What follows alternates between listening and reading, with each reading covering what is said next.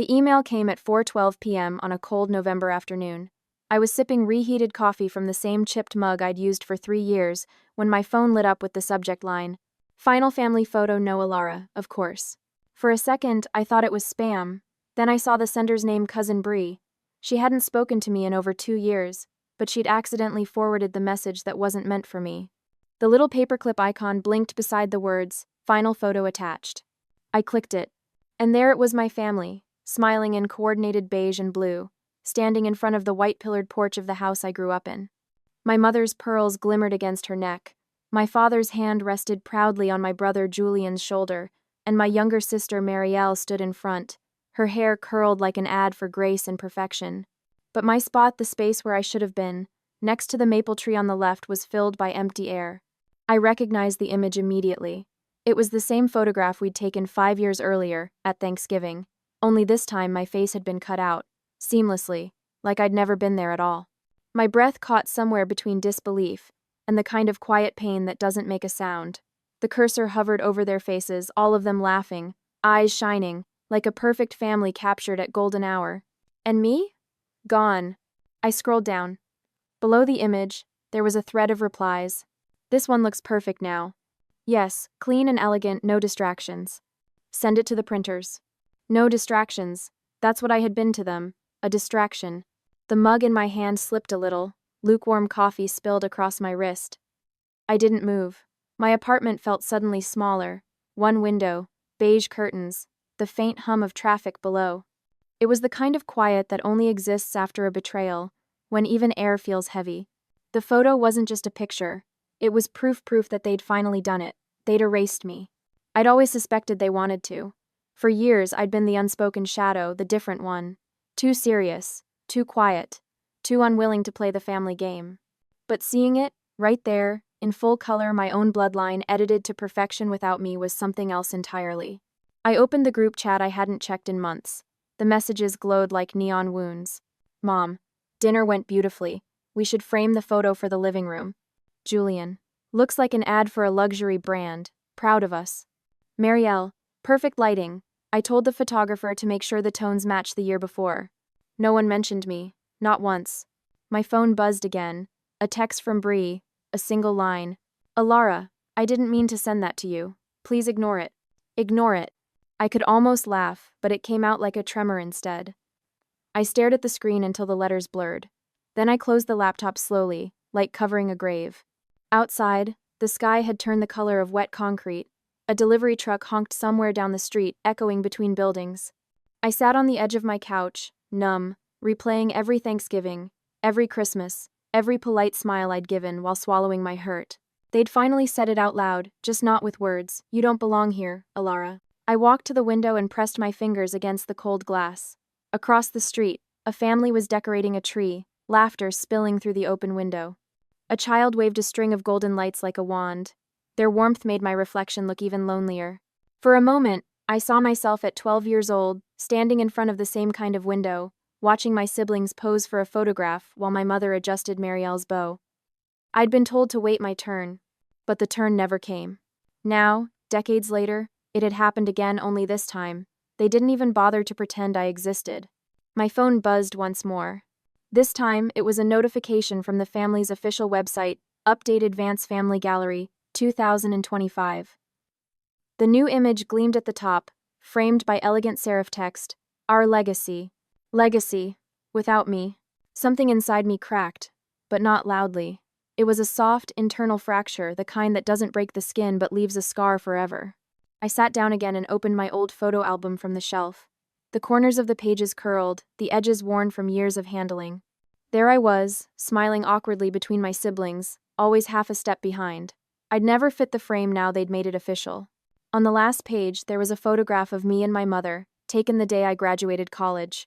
I remembered that day vividly, the wind whipping my hair, the scent of lilacs in the air. She'd smiled, but her words had stayed with me more than her face. "You did well, Elara, but success isn't everything. It's about who you represent." Who I represent, as if my worth depended on how neatly I mirrored their image. I closed the album. My reflection in the darkened window looked unfamiliar, older, tired, like someone who'd been holding her breath for too many years. That night, I deleted the family group chat from my phone. Not out of anger, but clarity. Something had shifted, permanently. As I turned off the lights, the city glowed faintly outside, and I whispered to the silence. That was the day they erased me. But what I didn't know then, what I couldn't have imagined, was that being erased would become the reason I'd learn how to exist on my own terms. I grew up in a house that always smelled like lemon polish and expectation. The Vance estate wasn't just a home, it was a stage. Every chandelier, every Persian rug, every smile was rehearsed for an invisible audience that only my parents seemed to see. The rules of that world were simple: appear perfect, and never make the family look small. I learned that before I learned how to ride a bike. My brother Julian was the family's golden son. He had our father's sharp jaw and his arrogance too, the kind that looked like confidence to everyone else. He was the boy who could drop a glass at dinner and still make our mother laugh. I was the girl who could bring home straight A's and barely earn a nod.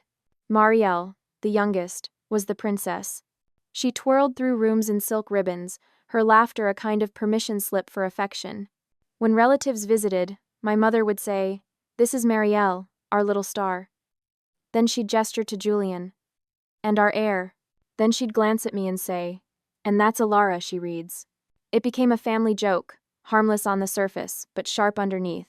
I was the reader, the quiet one, the practical one, the one who stayed in the background because someone had to hold the camera.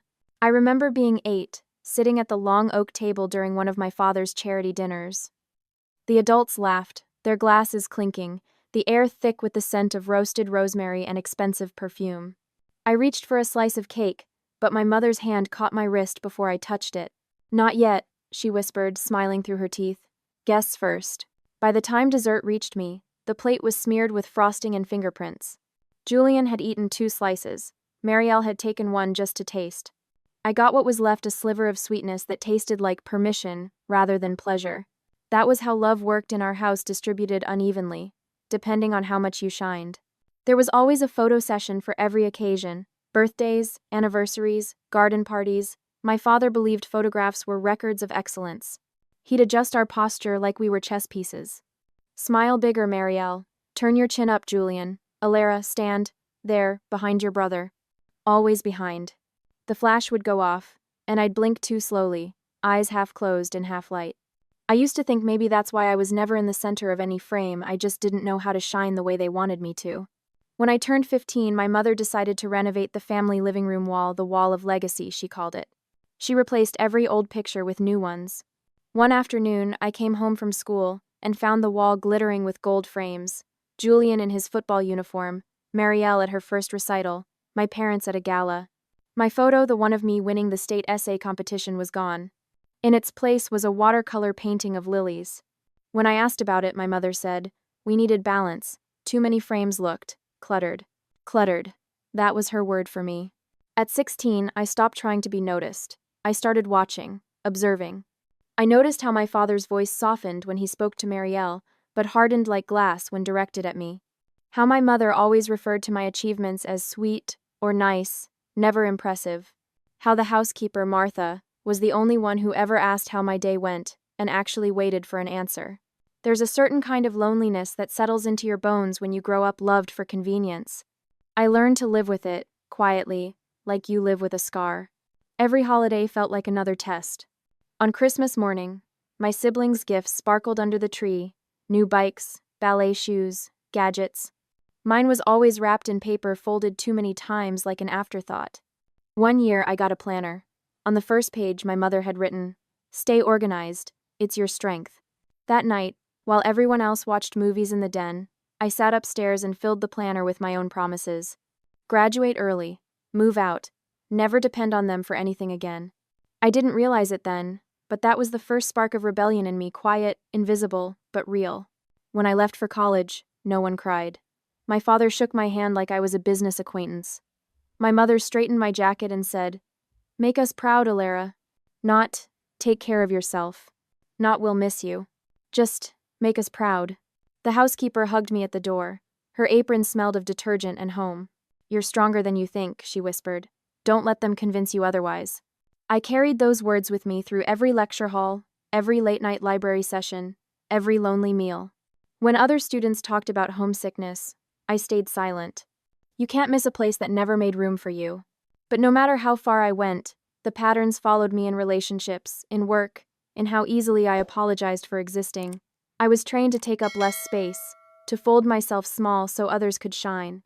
Looking back now, I can see the invisible thread that connected all those moments, the cake, the photographs, the missing frame, the planner. Each one whispered the same message: you are not quite enough. That message didn't just come from them, it began to echo inside me, quietly, until I started believing it myself. Sometimes, late at night, I'd scroll through the family's social media, the smiling faces, the vacation photos, the golden lighting. They looked like a perfect family, untouched by the years. I'd close my phone and stare at the ceiling, the hum of the city outside mixing with the ghosts of laughter I never shared. By the time I reached my 30s, I thought I'd outgrown the ache. But wounds like that don't disappear, they mature with you. They hide behind your ambition, your politeness, your busy schedule. They only resurface when you least expect them, like the moment you open an email titled, "Final family photo, no Elara, of course." That was the thread snapping the moment I realized all those small cruelties weren't isolated events. They were rehearsals. My family had been preparing to cut me out long before they ever held a pair of digital scissors. For days after the photo incident, I lived in a fog. It wasn't sadness. Sadness is clean, like rain. This was something thicker, a heaviness that clung to my ribs and refused to let go. I stopped answering calls. Even Nina's messages sat unread, her cheerful check-ins glowing on my screen like tiny lifeboats I couldn't reach for. Every sound, the refrigerator humming, the elevator clanging, footsteps in the hallway felt too loud, too alive for the kind of stillness that had taken over me. The apartment became a mausoleum of muted things, a half-finished coffee on the counter, unopened mail on the table, laundry sitting in the machine for days. The world went on spinning outside, but I was motionless, like someone forgotten between frames. The photo. It haunted me. Not the image itself, but the idea of it. That they'd sat together, decided, agreed. She doesn't belong here anymore. At night, I replayed that thought until it turned into a rhythm, a cruel lullaby. She doesn't belong, she doesn't belong. It echoed between my ears until it filled every corner of my mind. One night, I tried to distract myself by cleaning. I opened a drawer I hadn't touched in years and found a stack of old birthday cards. Most were blank inside, signed with the same practice line, "Love, Mom and Dad." One from Marielle had a lipstick kiss drawn in the corner and the words, "Stay strong, big sis. Don't let life dull you." I laughed. It sounded strange, brittle, almost foreign in my throat, because life hadn't dulled me. They had. I poured myself a glass of wine and sat on the floor, surrounded by those remnants of belonging. The city lights outside blinked through the blinds, white, yellow, then dark again. I thought of all the nights they'd spent together in that house, eating, laughing, photographing without me. Somehow I wasn't angry, just empty. It's a particular kind of ache when your family wounds you not with violence but with absence, when they cut you out not with words but with silence. I took out the shoebox I'd kept hidden in the closet, the one filled with childhood photos and notes I could never throw away. The cardboard had softened over the years, edges frayed like old fabric. Inside were traces of a girl who still believed she could earn her place.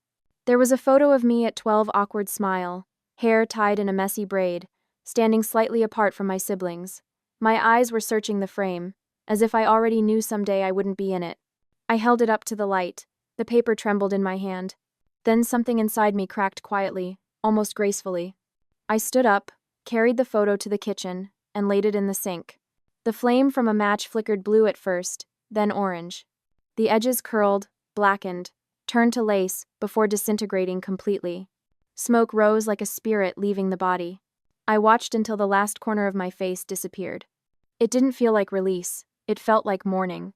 That night, the city outside was buried in rain.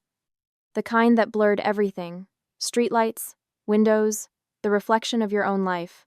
I sat by the window and listened to it hit the glass, rhythmic and relentless.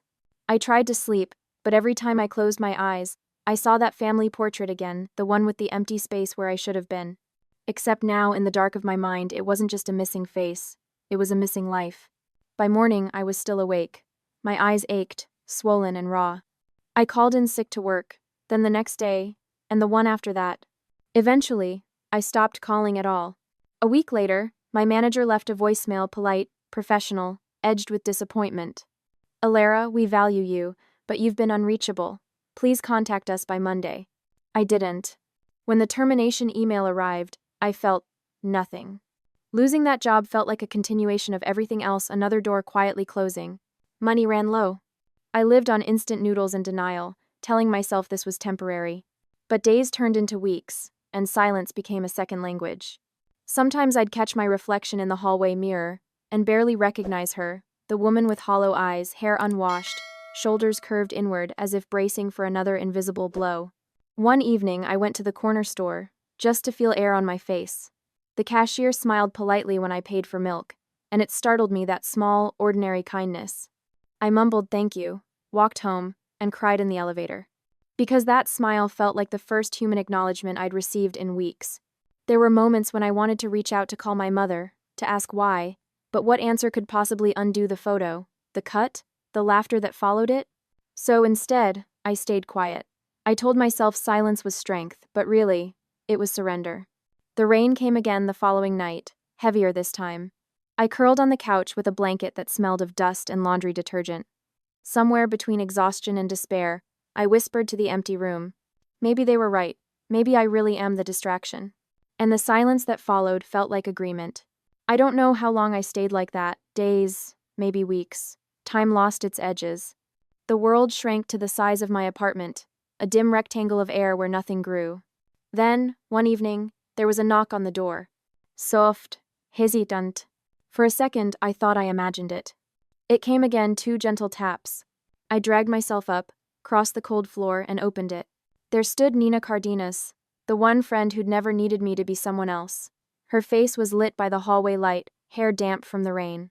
She held a paper bag in one hand and looked at me the way people look at something fragile they're afraid to break. Elara, she said softly. You didn't answer. I was worried. Behind her, the rain whispered against the corridor window. I didn't speak, I just stepped aside to let her in. She placed the bag on the counter. The smell of soup filled the air, warm and real. For the first time in weeks, something felt alive in the room. She didn't ask questions. She just sat beside me, her hand resting lightly over mine. We didn't talk about the photo, or the job, or the silence. We just sat, 2 women in a small apartment, letting the rain do the talking. And in that stillness, something inside me flickered, faint, but present. It wasn't hope yet, just a reminder that maybe, somewhere under the ashes, something was still waiting to rise. The morning after Nina came, I woke up to the smell of soup and the sound of rain easing into silence. For the first time in weeks, my apartment didn't feel like a grave. It felt like a pause, an inhale between endings and beginnings. Nina was sitting by the window, her hair pulled into a messy bun, scrolling through her tablet. She looked up as I stirred. Good, she said. You're awake. You're coming with me today. I blinked. Where? Anywhere that isn't here. There was no argument strong enough to resist the tone in her voice. She'd always been that kind of friend, quiet but immovable. We'd met years ago in finance, back when ambition still tasted like caffeine and late nights at the office. Nina had left corporate life to start her own small consultancy. I'd stayed, convincing myself stability was safer than risk. That day, she took me to a cafe across town, the kind of place filled with sunlight and people who looked like they still believed in things. I sat there, hands wrapped around a cup of coffee, trying to remember the last time I'd felt warmth that wasn't forced. She waited until I'd taken a sip before saying, You know, you're too damn smart to let them define you. I gave a faint smile. Smart doesn't pay rent when you've just been fired. Neither does self-pity, she said softly, but not unkindly. We sat in silence for a moment. Then she leaned forward, elbows on the table. What if you started something? Your own firm? You've been fixing other people's messes your entire career. Why not do it for yourself? I almost laughed. Start a firm? With what? I have less than $1,000 to my name. Then start with that, she said. You don't need millions. You just need purpose. Her words landed like a match in dry air, small, but it burned. That night, I opened my laptop again, the same one that had shown me the photo. But this time, it wasn't to look at them, it was to look forward. Solar Capital. It sounded like sunlight, something I hadn't felt in months. For the next few weeks, Nina helped me sketch the outline. I worked from my kitchen table, surrounded by coffee cups and sticky notes, my heart beating with something I hadn't felt in a long time. Movement. Still, I needed funding and fast. That's when I did something I swore I never would. I reached out to my cousin, Julian. He had inherited part of my father's investment firm and loved reminding the world of it. His social media was a catalog of wealth-imported cars, rooftop dinners, designer suits. He was the kind of man who spoke in numbers and bragged in metaphors. When he picked up my call, his surprise was almost audible. "Elara? Wow, been a while. What's up?" I told him about Elara, how I wanted to create a boutique firm for women-owned startups, how I'd found a niche no one else was filling. I talked about values, about legacy, about doing something that mattered. He paused for a beat too long, then he said, "Interesting, send me your proposal, I'll take a look."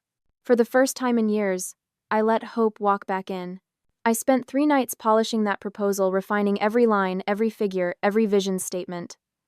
I hit send at 2:47 a.m., whispering to myself, this could change everything. 2 days later, it did just not the way I expected. That morning, while scrolling through industry forums, I saw a new post under the name of a small firm called IEveryone Consulting. They were launching a new initiative, a fund for women entrepreneurs, identical to the one in my proposal. Same pitch, same numbers, same layout, even the same slogan. I froze. The document I'd sent to Julian was confidential. It had my fingerprints all over it. It didn't take long to confirm. A friend inside his company texted me, "I shouldn't tell you this, but Julian shared your deck with Arian's people last week, said you were too small to make it happen." My hands trembled. For a moment I couldn't breathe. It wasn't just betrayal, it was theft. And from my own family, again. I remember walking outside that afternoon. The air was brittle with winter cold, the kind that stings your lungs when you breathe too deep. The city moved around me, people rushing, horns blaring, life in motion, and I stood still, right in the middle of the sidewalk, feeling the same heaviness from before return. But this time, something was different. Beneath the ache, there was fire. A kind I hadn't felt since I was that 16-year-old girl writing promises in her planner. I went home, closed every curtain, sat at my desk, and opened a blank page. At the top, I wrote, "They can take the idea, they can't take me." That became my mantra. I stopped waiting for approval. I stopped asking for permission. Instead of looking for investors, I started offering my services directly, consulting small businesses, one at a time. I built a website by hand, cold emailed clients, stayed up until dawn learning marketing and legal compliance. The first month, I made $400. The second, $1,200. The third, $3,600. It was barely survival, but it was mine. Nina would come by after work with takeout and help file paperwork. We'd sit on the floor, laughing at how broke and determined we were. She'd say, "You know, someday they're going to wish they hadn't cut you out of that photo." And for the first time, I believed her. The momentum built slowly, a ripple turning into a wave. Within a year, I landed my first major client, a tech startup run by 3 women who reminded me of who I wanted to become: bold, unafraid, unapologetic. I helped them secure their first round of funding. They sent me flowers the day their deal closed, along with a card that read, "You believed in us when no one else did." I stood there holding that card, realizing something profound. That was exactly what I'd needed my family to say all those years and never heard. By the end of the second year, Elara Capital was profitable. By the third, it was thriving. I hired a team. We moved into a modest office downtown, exposed brick, high ceilings, sunlight that poured through the windows like forgiveness. On the wall above my desk, I hung a single frame, not a family photo, but a quote written in gold letters. "I am the proof they were wrong." And every time I walked past it, I smiled. Because I had finally built something that couldn't be erased. By the time Elara Capital entered its 5th year, the skyline no longer intimidated me. It felt like mine. I could name the floors where I'd once begged for meetings, the coffee shops where I'd worked through tears, the boardrooms where my ideas had been dismissed by men who smiled too politely. And now, those same men waited for my signature. It was a late autumn morning when I realized the full circle had arrived. The air outside my penthouse balcony shimmered with that kind of early golden light that makes the world look like it's been forgiven. Below, the city stretched out in layers of motion cranes, taxis, people in tailored coats, and I could see my reflection in the glass wall, calm, composed, and no longer trying to prove anything. I'd built Elara from a kitchen table to a multi-million-dollar firm. We just closed a $42 million Series B funding round for a clean tech company led by 2 female founders who'd once been laughed out of every room they entered. I'd stood beside them on stage at the investor gala last night, microphones and cameras flashing, their eyes wet with disbelief. When they hugged me afterward, one of them whispered, "You changed everything for us." I remember smiling, thinking, no, you changed everything for me. That night had been my quiet victory. The ballroom was awash in gold and candlelight. Crystal chandeliers reflected across mirrored walls. The tables gleamed with white roses and crystal flutes, the air humming with the low murmur of power investors, CEOs, philanthropists. But in that room, I didn't feel small anymore. I didn't feel like the girl who'd been cropped out of a photo. When I stepped up to the microphone to deliver my speech, I paused for a second. The audience leaned in. I could almost see their outlines blur 1,000 versions of my past, looking back at me. My father used to tell me that value is something you're born with, I said slowly. But I've learned that value is something you build, and once you build it yourself, no one can take it away. The applause came like a wave, but I didn't need it, I'd already won.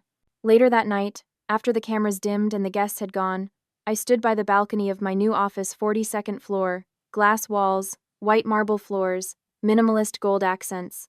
The kind of space that echoed every breath like it belonged in a movie.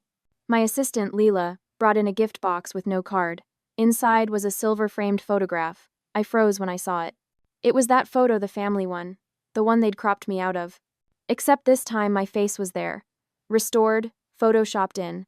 And underneath it, someone had written, "We're proud of you now." I didn't need a signature to know who it was from, my sister Olivia. For a long moment I stared at it. The irony was almost poetic.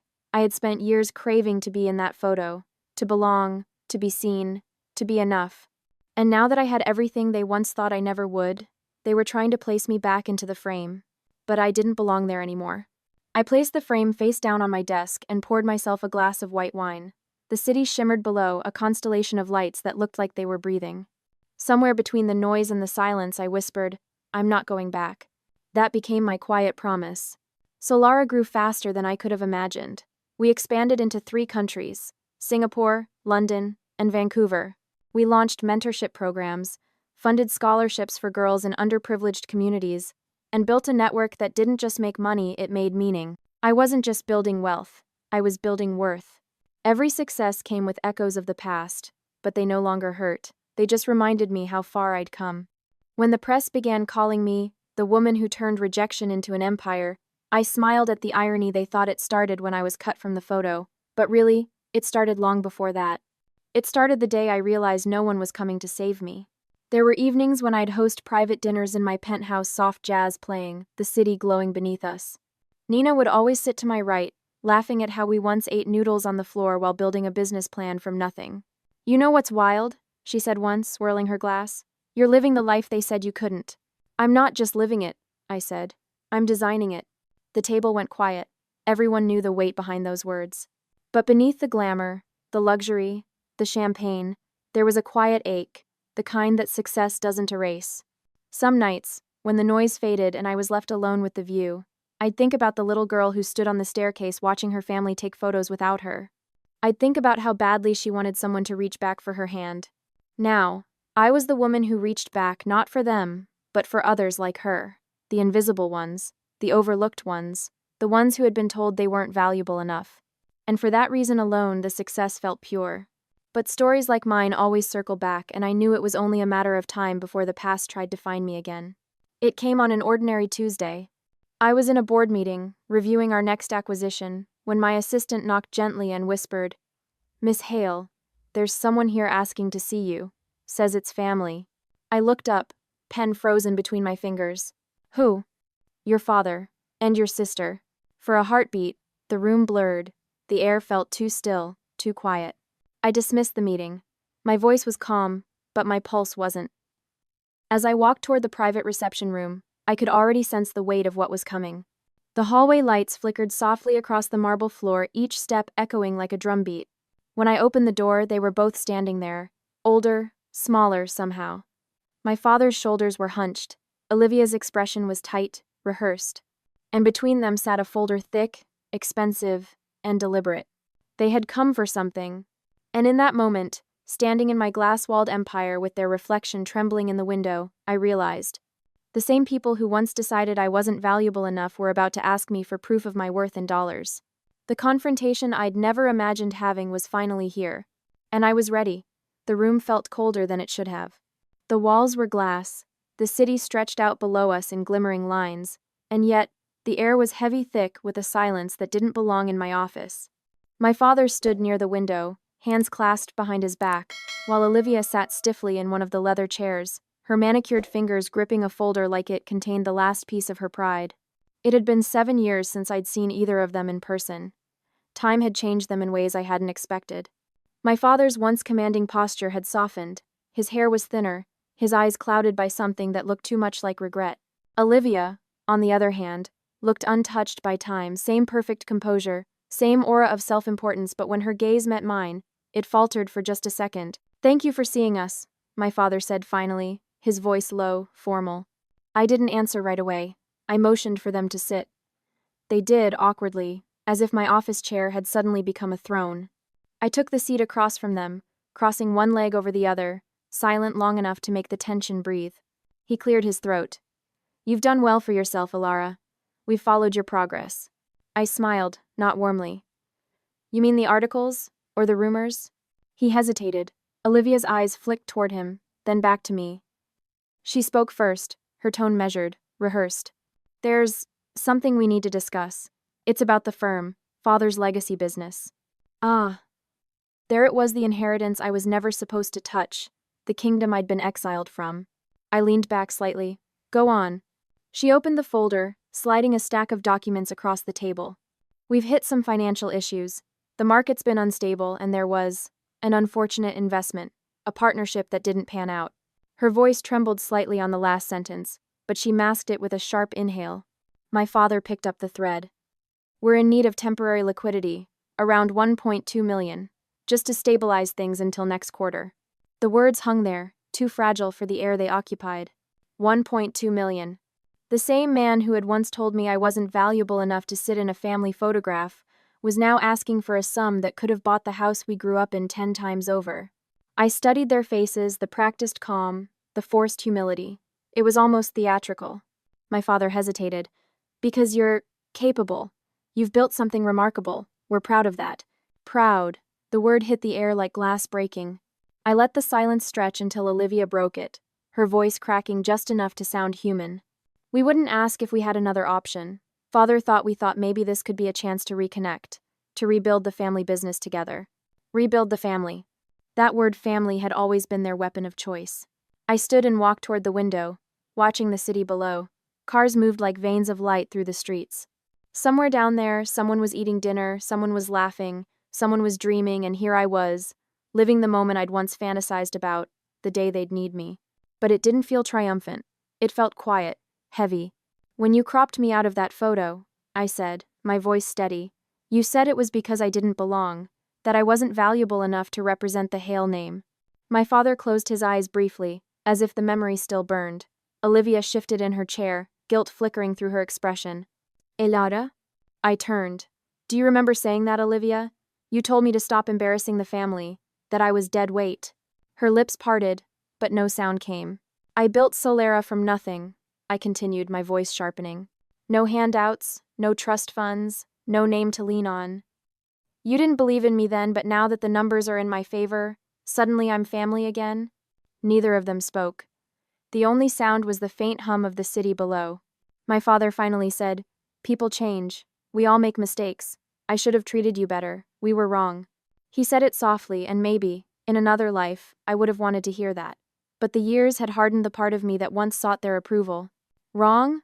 I repeated. "You weren't wrong. You were honest. You showed me exactly how much I meant to you, and because of that, I learned to mean something to myself." I walked back to the table, picked up the folder, and flipped through the pages. Balance sheets, letters of intent, loan requests. A collapsing empire hidden under fine print and hopeful phrasing. When I looked up, both of them were watching me, waiting for the verdict. I closed the folder gently. "I'll give you an answer." Their faces lit with cautious relief. "But first," I said, my tone unflinching, "I want to show you something." I pressed a button on the desk, and a digital frame on the wall came alive, the old family photo, perfectly restored. Everyone smiling, everyone dressed in white. My image, once erased, now glowing softly at the edge. Olivia gasped. My father blinked, confused. "This hangs in my office," I said quietly. "Not because I need it, but because it reminds me of where I came from. Every time I walk past it, I remember that being erased was the best thing that ever happened to me. I turned off the screen. The room fell back into shadow. Then I handed the folder back to my father. "I won't be investing," I said simply. His jaw tightened. "Elara, this isn't just business, It's exactly that," I interrupted. "Business. And I don't mix business with people who once decided my worth for me." He stared at me for a long moment. The silence between us cracked like thin ice. Then he nodded slowly, a small, broken gesture of understanding. Olivia's composure finally faltered. "We'll lose everything," she whispered. I met her eyes. "Then you'll understand what it feels like to start from nothing." She flinched not from cruelty, but from truth. My father stood, gathering his coat. His eyes were tired. "I hope someday you'll forgive us." "I already did," I said. "That's why I can say no." He looked at me once more, then turned toward the door. Olivia followed, silent. As they stepped into the hallway, the city lights reflected faintly in the glass, two fading silhouettes swallowed by the glow. When the door closed, the silence that remained was deep, but it didn't ache anymore. I walked back to the window and looked out. The night had settled, rain clouds parting, streaks of silver moonlight washing over the city. Down below, I could see my reflection, the woman I had become, clear and unbroken. They had once cropped me out of their frame. Now I had built my own. And no one could cut me from it again. Winter came early that year. The first snow arrived like a secret, silent, hesitant, and soft enough to make the city slow down for once. From my penthouse window, I watched it fall over the skyline, the flakes drifting between towers like ghosts with nowhere left to go. Inside, the lights were warm, golden, and steady. The world felt distant, as if I were standing between two realities, the woman I had been and the one I'd become. It had been 3 months since my father and sister walked out of my office. They hadn't contacted me since. No calls, no letters, no more photos in the mail. The silence, surprisingly, felt like peace. People often imagine that revenge feels like fire, hot, burning, consuming. But the truth is, when it's real, it feels like water. Calm, still, clean. That day, I brewed myself tea, the same brand my mother used to drink, and sat by the window with a blanket wrapped around my shoulders. Outside, the streets glowed faintly under the falling snow, every sound muted, the city caught in a strange kind of grace. I thought about everything that had led me here, every cruel word, every door closed, every version of myself that had broken along the way.